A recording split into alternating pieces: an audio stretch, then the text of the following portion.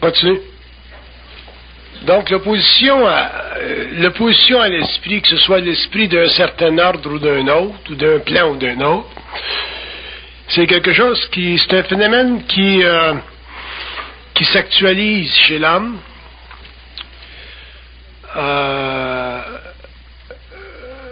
Quand il vit trop d'opposition dans la vie, c'est pas quand tout va bien, puis vous êtes relax, puis que vous êtes heureux ou que les choses vont bien que vous allez vivre l'opposition à l'esprit. C'est quand les choses vont mal. Et quand on parle de l'entité maîtresse, on parle toujours d'une entité qui travaille à amener l'homme à une certaine conscience.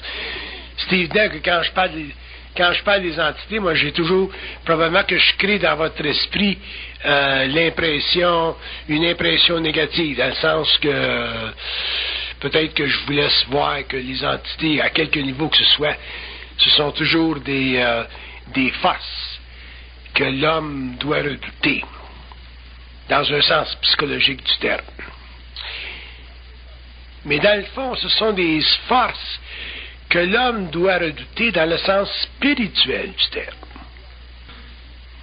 Parce que c'est notre relation, surtout à partir du moment où le canal est ouvert, ou que l'homme a une communication intérieure, ou qu'il y a une voix intérieure, ou appelez ça comme vous voulez, c'est seulement quand l'homme a une conscience de l'entité ou de ces entités-là qu'il commence à réaliser la double nature de son ego. Avant ça, l'homme a simplement une nature très, très simplifiée de son ego. Son ego, c'est un phénomène très simple, non complexe. Complexe dans un sens, mais non complexe dans un autre. Dans ce sens que l'ego de l'homme, c'est ce qui fait partie de sa réalité psychologique. Mais quand l'homme commence à prendre conscience des plans, qu'il commence à intervenir avec les plans, parler avec les plans, communiquer avec les plans, s'entretenir avec les plans, faire de la télépathie avec les plans, son ego, c'est-à-dire l'aspect mental de sa conscience, se métamorphose.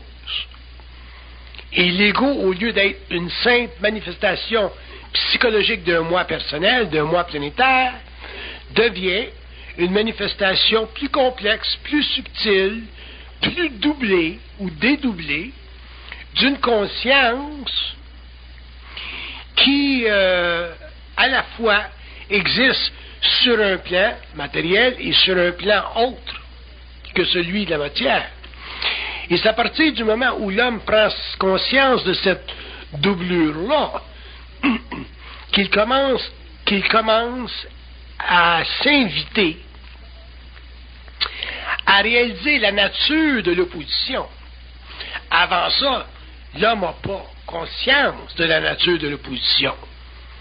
Parce que il vit sa vie en tant qu'être purement expérientiel, purement planétaire, purement égocentrique. Mais lorsque l'homme commence à prendre conscience des autres plans, sa nature se dédouble. Et en se dédoublant, il y a des aspects de cette nature qui envahissent son territoire psychologique, c'est-à-dire qui s'imposent sur et contre sa volonté. Et à ce moment-là, l'homme commence à découvrir le talon d'Achille de sa conscience planétaire, de sa conscience personnelle, le point faible de sa conscience personnelle. Et ce point faible-là se rattache toujours à une absence de volonté dans l'opposition. Les gens vont dire, par exemple, les gens normaux, l'homme de l'évolution va dire, c'est la vie. Des gens religieux vont dire, c'est la volonté de Dieu.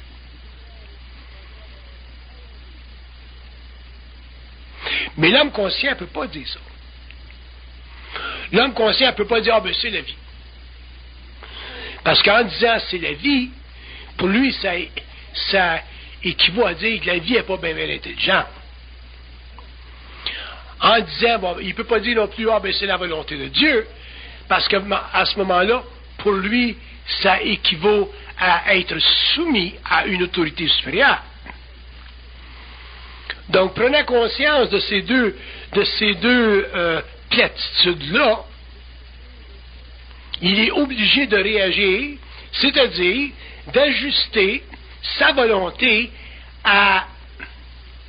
et de l'élever à un cran supérieur. Puis plus tard, un cran supérieur. Et quand on parle d'évolution de conscience ou qu'on parle de développement de conscience, dans le fond, on parle de l'élévation de la volonté de l'homme à un cran supérieur.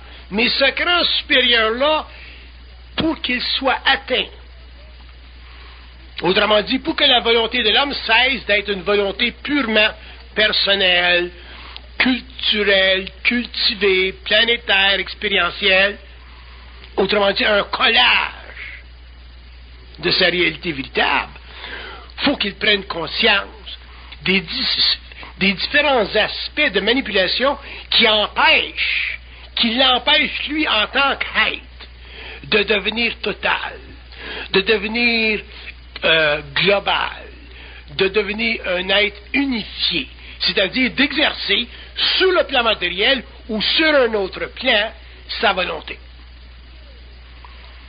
Avant qu'on demande à l'homme d'exercer sa volonté sur les plans invisibles, on va commencer d'abord à lui demander d'exercer sa volonté sur le plan matériel, c'est évident. Mais l'exercice de l'homme, l'exercice de la volonté de l'homme sur tous les plans qui constituent sa multidimensionnalité fait partie de la réalité foncière de son mystère et de l'actualisation catégorique et définitive de sa puissance vibratoire, c'est-à-dire de l'actualisation de sa lumière sur le plan matériel, qu'il soit un être incarné, qu'il soit un être en forme astrale ou qu'il soit un être en conscience éthérique. Ça n'a aucune différence. Pourquoi? Parce que le phénomène de l'intelligence, c'est un phénomène de lumière et non pas un statut privilégié. L'intelligence est un phénomène de lumière et non pas un statut privilégié. Quand je dis un statut privilégié, je parle d'un statut privilégié par rapport aux forces en relation avec l'homme, ou je peux parler d'un statut sans privilège, qui est le statut de l'homme par rapport aux forces.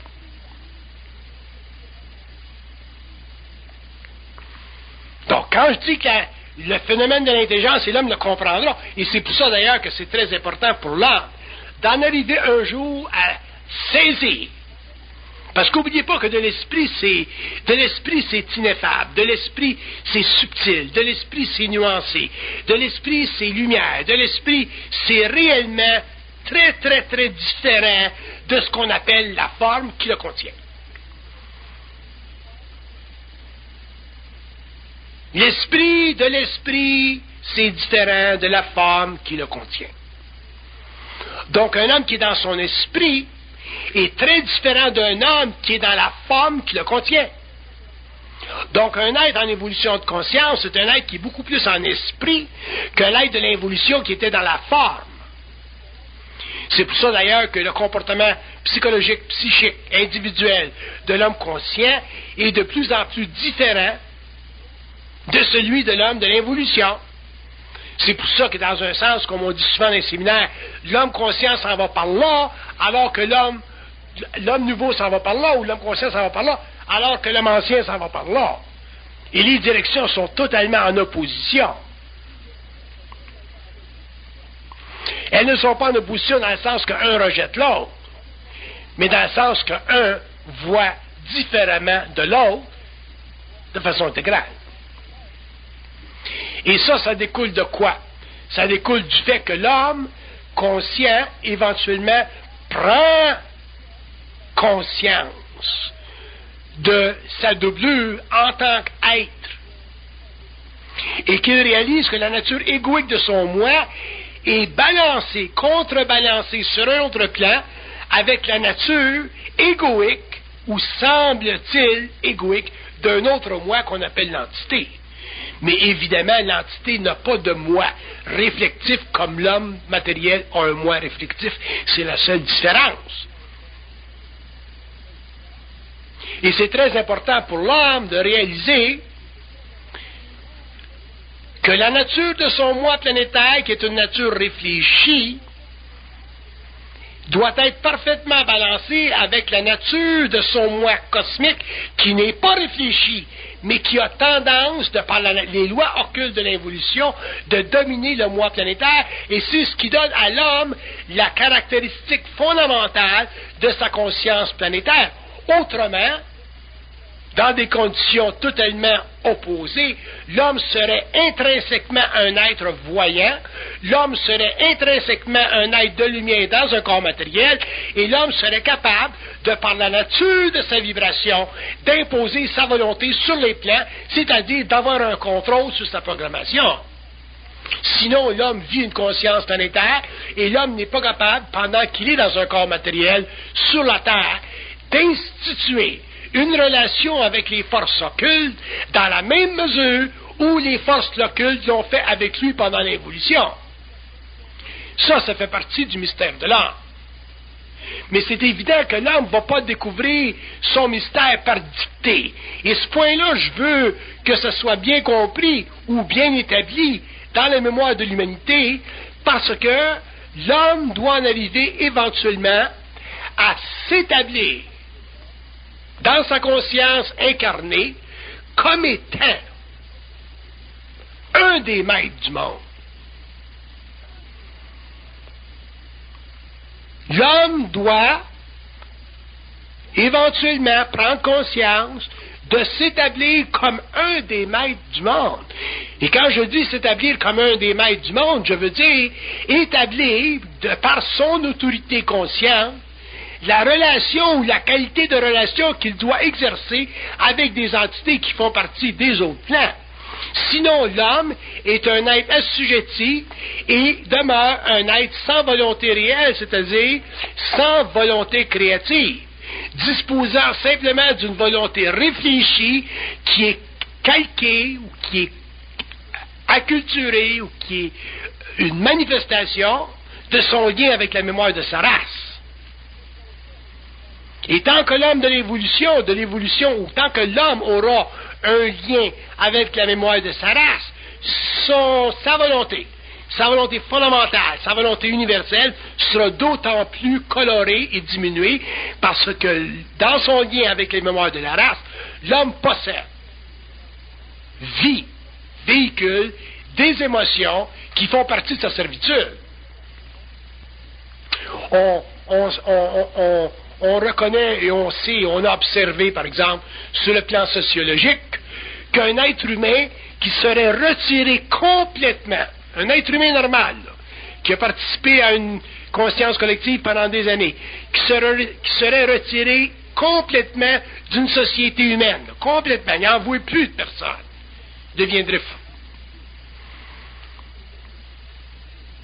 Pourquoi est-ce que l'homme ne peut pas être retiré d'une société humaine sans perdre son esprit? Parce que quand il est dans une société humaine, il est nourri au niveau de sa mémoire par les liens affectifs qui accruent entre lui et cette société-là. Alors que sur le plan occulte, c'est le mouvement à l'inverse qui se produit. Quand l'homme vient en contact avec une société invisible, il perd son esprit. Comprenez? C'est le contraire. Alors que l'homme devrait vivre l'opposé de ceci. L'homme devrait garder et renforcer son esprit quand il vient en contact avec des sociétés invisibles, pour la simple raison que dans ce mouvement-là, il a finalement la chance, en tant qu'être incarné, d'actualiser sa volonté au-delà des limites péjoratives de la mémoire de sa race. C'est ça l'homme nouveau. C'est ça l'homme conscient. C'est ça que l'homme doit devenir et deviendra, parce que l'homme aura besoin un jour de satisfaire sa connaissance. Mais satisfaire sa connaissance, ça veut dire satisfaire son savoir. Satisfaire son savoir, ça veut dire pouvoir s'exécuter en tant qu'être conscient. Et quand un être conscient s'exécute, il devient, à ce moment-là, ce qu'on appelle un maître du monde, c'est-à-dire qu'il a la capacité d'intervenir psychiquement dans l'ordre des choses sur le plan culte.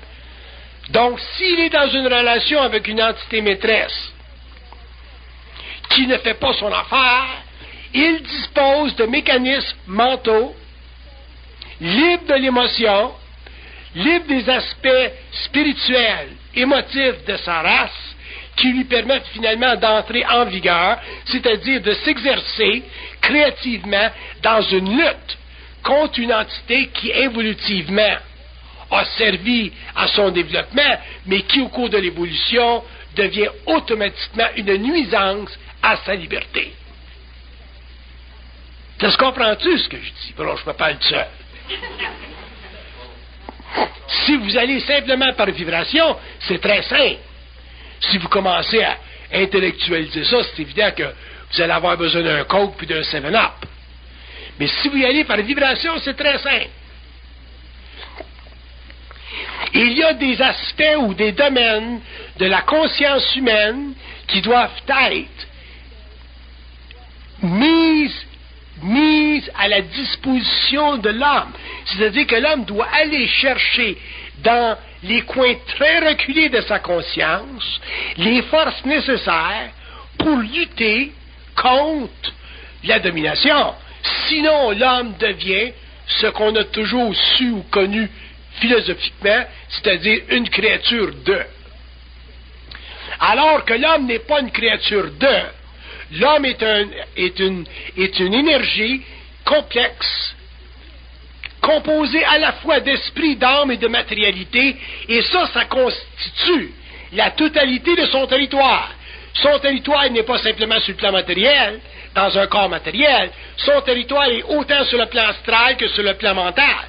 Quand l'homme va dans le rêve de la nuit, le rêve doit devenir et être à la mesure de sa conscience, et non pas servir simplement à son éducation psychologique.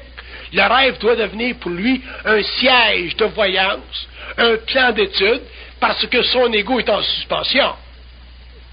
Si l'homme va sur le plan mental ou sur le plan, sa contrepartie sur le plan éthérique, c'est la même chose.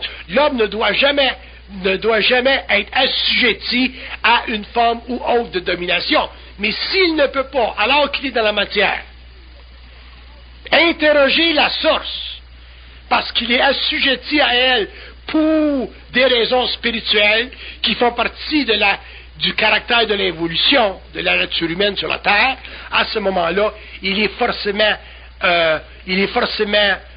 obligé de retourner en forme astrale au moment de la mort, au lieu de se libérer et d'utiliser son véhicule éthérique pour changer de plan. Donc, la nature de l'opposition, le phénomène de l'opposition qui représente le point de jonction entre l'involution et l'évolution, c'est très important. Et l'homme le comprendra au fur et à mesure où il réalisera qu'il n'y a pas d'autorité au-dessus de lui. Et quand je dis qu'il n'y a pas d'autorité au-dessus de lui, je veux dire qu'il n'y a pas d'assise mentale suffisamment grande, suffisamment élargie pour englober sa propre réalité. Sinon, il devient un être spirituel, et de cette conscience spirituelle naît le besoin de s'attribuer une divinité ou une autorité qui est au-dessus de soi, parce que nous-mêmes, en tant qu'êtres, on n'a pas réussi à unifier nos principes et à nous libérer du connu, donc de la mémoire de la race. Moi, s'il faudrait que je demande la permission à quelqu'un, quand je dis quelqu'un, je veux dire à quelqu'un ses autres plans, pour vous parler comme je vous parle, je ne pourrais jamais vous parler comme je vous parle. Parce que je serais assujetti à cette conscience, je serais probablement atterré par cette conscience, je serais probablement rempli de crainte par cette conscience. Donc à ce moment-là, il n'y aurait aucune possibilité pour l'homme, sur le plan matériel, de s'instruire de lui-même. Et c'est la même chose pour l'homme en évolution, c'est la même chose pour l'homme pour l'homme conscient. C'est la même chose pour tout être qui veut finalement lever le voile de son propre mystère et de finalement comprendre sa relation avec la matérialité. Parce que notre relation ou la relation qu'on a avec la matérialité, avec le monde matériel ou l'expérience matérielle, ce n'est pas simplement une relation psychologique. Ce n'est pas simplement une relation culturelle. Ce n'est pas simplement un phénomène de vie, d'incarnation et de mortalité. Ça va beaucoup plus loin que ça. Alors que la vie matérielle est une expérience en 3 dimensions, la vie psychique est totalement unidimensionnelle, c'est-à-dire qu'elle fait partie des assises cosmiques de la conscience humaine, élevée en vibration à un niveau où la corporalité n'a plus d'importance, à un niveau où l'âme est totalement secondaire, et à un niveau où l'esprit, finalement, prend conscience de tout et s'attribue tout dans la matérialité. C'est ça, une vie humaine. Élevé à un stade supérieur et amené à une conscience qui permet finalement à l'homme de se dédoubler et en même temps de s'unifier, alors que pendant l'évolution, l'homme avait l'impression d'être unifié alors qu'il était dédoublé inconsciemment.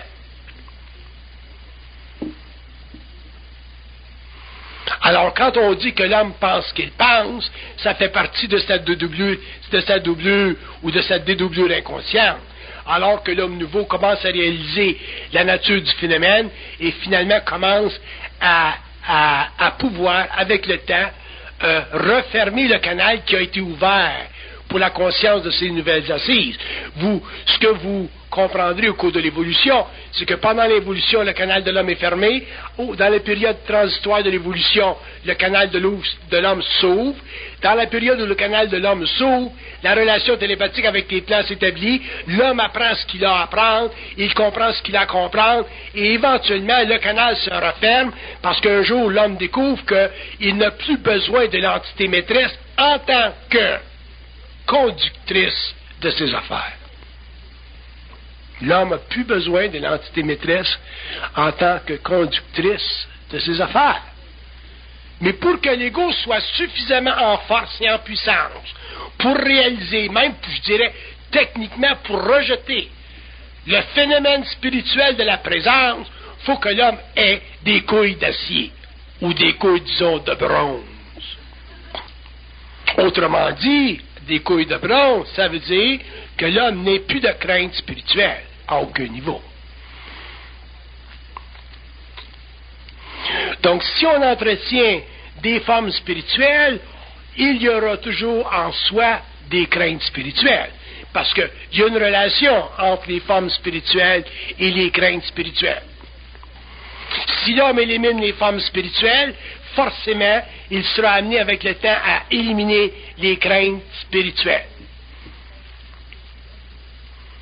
C'est pour ça que si vous regardez les religions, la dynamique des religions, la psychologie des religions, le modus operandi des religions, vous allez voir que les religions ont toujours opéré sur le principe de la crainte spirituelle. Retourné dans les temps les plus reculés de l'humanité, la crainte spirituelle était connexe avec l'esprit des religions. Alors que dans une conscience mentale, la crainte spirituelle diminue forcément parce que les formes spirituelles fondent et fondent et fondent. Et quand les formes spirituelles sont suffisamment fondues, autrement dit, éliminées de la conscience de l'ego, qu'est-ce qu'il apparaît? 3 plans de conscience simultanés. La centricité de l'ego, la conscience autoritative de l'ego et le pouvoir de l'ego sur l'entité maîtresse, c'est-à-dire sa capacité en tant qu'être matériel, incarné, de s'opposer volontairement à toute manipulation de son être dans la matière. Donc l'homme prend contrôle de son territoire psychique, contrôle de ce qui se passe dans sa tête, parce que ce qui se passe dans sa tête, ça fait partie de sa réalité et ça lui appartient. Vous allez remarquer que quand ça va bien, il n'y a pas de problème avec votre tête. Quand vous êtes en amour avec votre chum, ça va bien avec votre tête. Quand vous avez une bonne job, ça va bien avec votre tête. Mais c'est quand votre chum vous laisse ou que vous perdez votre job que là, votre tête vous appartient plus. Elle commence lentement à appartenir à l'entité et lui, il vous en faut des idées, des formes dedans.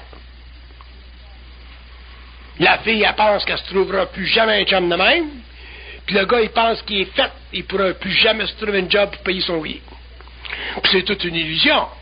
Parce que la fille, elle se décide, après 2-3 semaines, d'aller faire un petit tour en ville, parce que sa chum, elle dit, va, venons faire un petit tour en ville.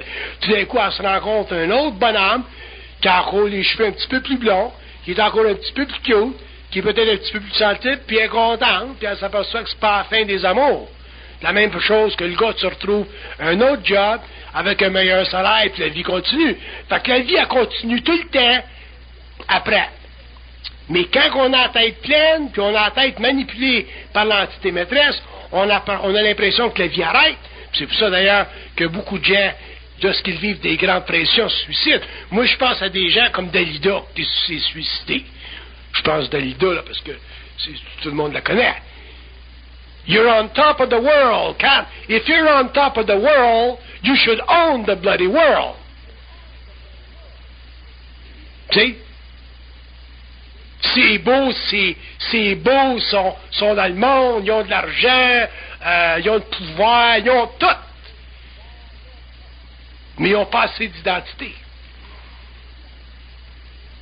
Fait que comment ça se fait que des gens en puissance fictive, quand ils vivent des oppositions, ils craquent? Pas normal. Je voudrais bien, moi, être Dalida. Je vous arrangerai, moi, les gars. Laisse-moi vous dire. Le pauvre premier ministre qui viendra me voir, ou le grand businessman qui viendra me voir, il sera fait à l'os. Bernadette de Montréal. Viens me voir, mon petit gars. Tu vas pas me faire pleurer en fin de semaine. No way. Parce que l'entité maîtresse est sous mon contrôle. D'ailleurs, moi, je reviendrai en femme, même si je savais ce que je sais. Sans ça, je ne reviendrai pas. Parce que c'est trop dur, la vie d'une femme. La femme, c'est un grand être, grande sensibilité. Nous autres, on est des cons. Mais si on était intelligents, nous autres, les hommes, on serait capable de voir qu'est-ce que c'est, la femme. Extraordinaire, la femme. Fait qu'au lieu de bénéficier de leur délicatesse, de leur gentillesse, de leur sensibilité, on les traite comme des parias. On les victimise, on les domine comme on a fait pendant l'évolution. Puis là, ils sont en train de se redresser les chines. Fait que tout à l'heure, attendez-vous à des coups de pied dans le cul. Fait que le phénomène de l'opposition, c'est bien, bien important de le comprendre. L'homme le comprendra. Parce que l'homme, au fur et à mesure où il va commencer à prendre conscience, va commencer à contester ce qui fait partie de la seconde nature de son moi. Il y a deux natures dans le moi. Il y a la nature planétaire, normale, humaine, bonne, gentille. Puis il y a la nature travestie, soit astralisée ou soit mentalisée, que l'homme doit éventuellement corriger. Des fois, vous allez rencontrer des gens, des bandits, des hommes durs, puis vous asseyez avec eux autres 2 minutes, puis vous voyez que derrière l'homme, derrière l'astral de l'homme, il y a une belle grande nature là. Mais l'astral est trop présent parce qu'il y a eu trop d'acculturation négative. Fait que ces êtres-là, naturellement, quand ils sont mis en vibration astrale, bien, ils font les dégâts qu'ils font. Mais ça fait partie de la manipulation de l'ego. Ça fait partie de la manipulation des forces de l'âme. Il n'y a pas assez de lumière d'esprit là-dedans pour réellement amener à une conscience. Puis quand vous êtes en contact avec des hommes qui ont une certaine conscience, à ce moment-là, vous voyez encore des traces de break. Il y a un petit peu d'astral. Il y a de la lumière, mais il y a un petit peu d'astral. C'est pas clean. Ça se sent, l'ego. Il y en a encore un petit peu d'ego. Vous avez été testé, puis ça se voit tout de suite. Fait que l'évolution de l'homme vers une conscience réellement supérieure, où l'ego sera réellement toasté, mais pas éteint, transparent. Où l'ego de la femme et l'ego de l'homme seront réellement égales. L'homme ne dominera pas la femme, puis la femme ne sera pas dominée par lui parce qu'elle sera dans son identité. Ça va nécessiter une certaine conscience, une certaine évolution. Donc, ça va nécessiter que l'être humain prenne conscience de son territoire. Que la femme prenne conscience de son territoire, puis que l'homme prenne conscience de son territoire. Mais sur le plan psychique. Et ça va être le résultat d'une mise en cause de votre conscience personnelle, puis cette mise en cause-là ne peut être faite qu'en relation avec l'ajusteur de pensée ou la source de vos pensées. Les forces occultes n'expliqueront jamais à l'homme la nature de leur monde ou la nature de leur lien avec l'homme. C'est à l'homme de le faire. C'est à l'homme de le faire. Et une des choses que l'homme réalise le moins encore aujourd'hui, c'est que quand on parle de conscience ou qu'on explique le phénomène de la conscience, on parle toujours d'un état vibratoire et on parle de moins en moins d'un état psychologique. La conscience, c'est réellement vibratoire. C'est-à-dire que ça puise instantanément dans son énergie personnelle. Donc, un être conscient puise dans son énergie personnelle. S'il est actif au niveau du mental, il puise dans son énergie personnelle. S'il est actif au niveau de l'émotion, il puise dans son énergie personnelle. Mais jamais, jamais en relation avec une autorité au-dessus de lui. C'est ça qui fait la différence entre un homme conscient et un homme inconscient. Fait qu'à ce moment-là, l'homme n'en a plus de problème de territoire. L'homme est totalement intégré, il est libre, et à ce moment-là, dans ses relations avec les hommes, génériquement parlant, son esprit est réellement clair, intelligent et aimant dans un sens qu'on ne connaît même pas encore aujourd'hui. Le phénomène de l'opposition à l'entité maîtresse, ce sera l'aspect le plus difficile à intégrer dans la conscience de l'homme de l'évolution, surtout de l'être judéo-chrétien. Pourquoi? Parce que notre mémoire est incrustée de notions spirituelles qui datent de milliers d'années. Tu penses à la Sainte Vierge. Ce concept de la Sainte Vierge, ça t'a été mis dans la tête, ça fait partie de l'endoctrination de l'Église. Allez faire un petit tour d'un pays sous-développé, allez dans les églises au Mexique, allez voir le Christ là, qui est sur la croix. Là. Il dit qu'il en pleure une chatte, puis il enseigne 2 bouteilles. Fait qu'imagine-toi le petit Indien ou le petit Mexicain là, qui s'en va là à l'église le dimanche, là, puis qui voit ce gars-là tout décrissé comme qu'ils te l'ont montré, là. Mais c'est évident que ses émotions vont faire de la rose motte. Fait que la manipulation psychologique de l'ego par les religions, c'est extraordinaire. Il faut réellement parler à ceux qui sont les plus éclairés dans ces mondes-là pour savoir au moins qu'il y en a parmi eux autres qui comprennent la game. Allez faire un petit tour dans les églises mexicaines quand vous irez au Mexique. Ah, ce petit Jésus-Christ-là, il y a goûté. Puis là, tu vas dans une autre église, il est pire. Puis elle, la Vierge, est tout après pleurer. Elle chiale tout le temps. Elle a toujours le même saut, c'est bleu. Je sais pas qui c'est qui a décidé des couleurs, là. C'est certainement pas Versace. Mais elle pleure tout le temps. Tu vas en Afrique, ben elle est brune. Fait qu'on s'approprie un petit peu à la femme comme on veut. Mais comment est-ce que l'homme, un être conscient, un petit peu plus, là, évolué, peut pas voir à travers la franc-maçonnerie de la forme? C'est incroyable. T'as pas besoin d'un cours classique en ethnographie pour ça. T'as pas besoin d'un cours. Il me semble que c'est évident. Pourtant, c'est pas évident à tout le monde. C'est un petit peu plus évident au Québec. Puis c'est peut-être pour ça que c'est au Québec que ça commence à s'enregistrer, ces notions-là.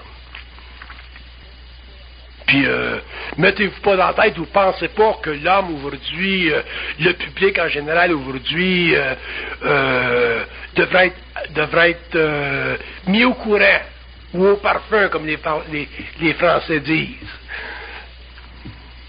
de ces notions-là. C'est une illusion, ça. Le monde ne sera pas prêt, puis il ne sera pas prêt pour un bon bout de temps, puis c'est seulement sur le plan individuel que ça va se préparer, ça. Fait que vos belles-mères, vos grands-mères, vos sœurs, votre monde, vos chums, le monde qui sont en périphérie de votre expérience, respectez leur connaissance, respectez le fait que le dimanche, ils vont à l'église, puis ils vont voir un Christ tout décollissé. Ça leur fait chaud au cœur. Moi, ma mère, quand elle est vouée, elle dit, fais-tu pitié? J'ai dit, je comprends. T'aimerais-tu ça, je me ferais battre de même? Il ne s'agit pas de changer leur point de vue. Il s'agit pour nous autres de changer le nôtre. Puis dans un autre sens, faut pas être trop dur avec des entités parce que quand on réalise le travail qu'une entité maîtresse peut faire chez un être humain pendant un certain nombre d'années, malgré tous ses cris et ses clameurs, on s'aperçoit très bien que ça aurait été impossible pour l'homme de prendre conscience sans le support de ces entités de lumière-là. No way. C'est pour ça que l'homme ne peut pas devenir conscient sans souffrance. C'est pour ça que l'homme ne peut pas prendre conscience sans vivre une sorte d'initiation à un certain niveau, dépendant de son statut évolutionnaire. Impossible. Impossible. Moi, je me rappelle mon expérience en 69. J'y aurais mangé les orteils. J'y aurais liché les orteils. Mais qu'à entendre le contact, là, puis tous mes corps vibraient. Là. Je trouvais ça extraordinaire. J'en pleurnichais un coup. Ma conscience spirituelle, la mémoire de ma race, qui était mise en vibration, là. C'était extraordinaire. Mais au cours des années, puis après des années d'initiation, là, après la lutte, la découverte des mensonges subtils d'une conscience avancée contre une conscience matérielle, mais finalement, je m'étais allumé comme une lumière de Westinghouse. Fait qu'à cette heure, rendu en 98, là, faites-moi plus chier. Fait que quand vous allez à l'école en deuxième année, ils ne vous comptent pas ce que vous allez apprendre à l'université, c'est normal. Donc au niveau de la conscience, la même affaire.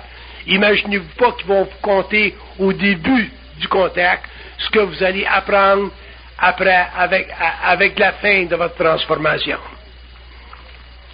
Fait que quand je dis que dans un sens, il faut que l'homme faut pas que l'homme soit trop dur par rapport aux entités maîtresses, dans le fond, c'est pas vrai ce que je dis. L'homme doit être très dur par rapport aux entités maîtresses. Quand je veux dire que l'homme ne doit pas être trop dur, ce que je veux dire, c'est que l'homme doit comprendre que le travail que ces êtres-là font en relation avec son évolution, c'est un travail fondamental et important. Mais de là à penser que c'est un travail ingrat, c'est un travail qu'on ne comprend pas, laissez-moi vous dire, un jour on le comprend qu'on s'est fait chier assez longtemps. Fait que up your ass. Mais si on a des émotions, puis si on a des sentiments, puis si on a de la mémoire de la race, puis si on voit encore le Christ de sa croix avec tout ça, son sang qui coule, puis le cœur dans le plexus solaire, puis la Vierge dans ses vêtements bleus poudre, ben c'est évident qu'on est fait à l'os. Parce que là, on va dire, bon ben, je fais de la peine à mon ange, qui mange la marde. Quand vous serez capable de dire ça, quand vous serez capable de formuler votre réalité par rapport à la sienne, Il sera capable, lui, parce qu'il est prépersonnel, puis en dehors de la forme, il n'est pas pogné dans la mémoire de la race, mais il l'utilise. Il vous dira, c'est ça, mon gars, c'est comme ça, tu gagnes des épaulettes. Ciao!